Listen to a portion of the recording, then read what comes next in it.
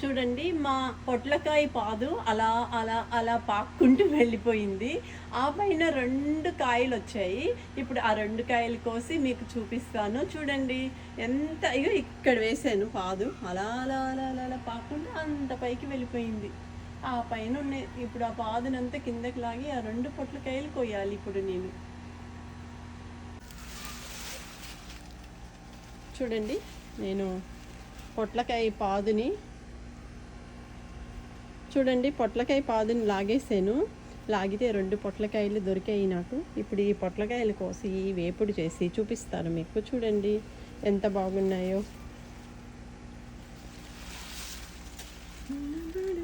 చూడండి ఇక్కడ ఒక 2 పొట్లకాయలు ఉన్నాయి. ఇవి కవల పిల్లలు మాట. 2 అంటుకొని పుట్టాయన్నమాట. అందుకనేసి 2 కవల పిల్లలు. ఈ 2 పొట్లకాయలు ఇప్పుడు నేను కోసిన ఈ 2 పొట్లకాయలు చూడండి ఇవి ఒక 2 పొట్లకాయలు, ఇవి ఒక 2 పొట్లకాయలు. ఈ 2 పొట్లకాయలు ఏంటంటే దగ్గరికి ఉన్నాయన్నమాట. కవల పిల్లలు అవి 2 అంటుకొని పుట్టాయి. అందుకనేసి అలా అంటుకొని పుట్టినవి కవల పిల్లలు అంటారన్నమాట.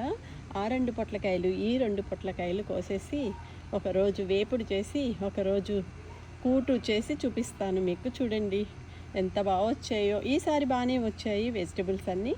ఇప్పుడే కోసుకెళ్తున్నాను నా పొట్లకాయలు, మా పాదుకొచ్చిన పొట్లకాయలు.